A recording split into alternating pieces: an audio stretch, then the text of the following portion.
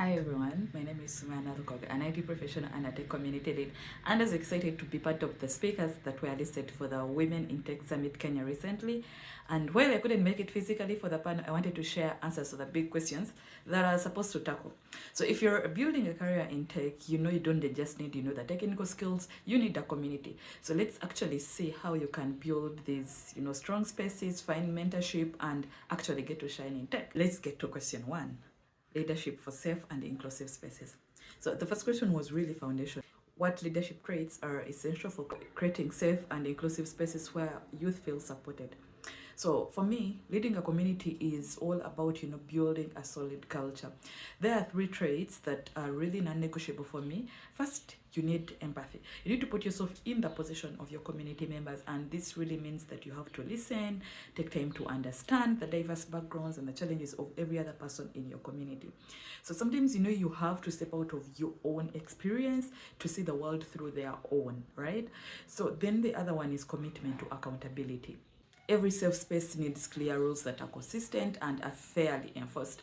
When an issue comes up, then the response needs to be transparent. Accountability is not, just about a punishment. It's about making sure that the space remains safe and trustworthy for every other community members. And then third is servant leadership. The most effective leaders I know don't stand above everyone. They are in the trenches working for their community members, and this means that you have to actively remove obstacles, make sure the space is safe for everyone, listen to the quietest voices, ensure that resources are available, ensure that the opportunities are flowing indirectly to whoever needs them to grow. Let's move to question two, the power of peer mentorship. How does peer mentorship accelerate growth compared to traditional mentor-mentee structures? Here is the thing. Traditional mentorship is really amazing. We all need that high-level career guidance, but then peer mentorship is that secret weapon, because there is this whole thing of reliability. Your peers are facing the same exact challenge that you're facing. Maybe you're just out of school, you just completed that tech boot camp, and you're trying to figure out something. They are exactly facing the same challenges like you do.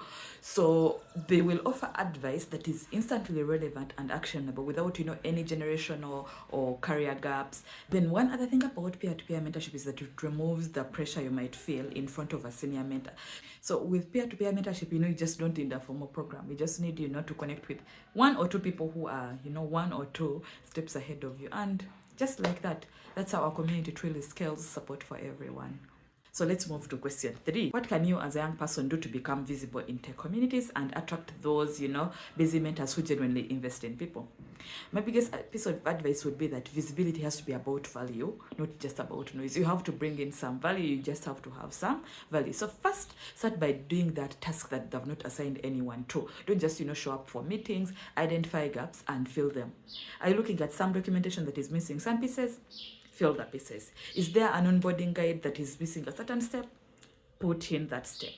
Just fix it before anyone asks.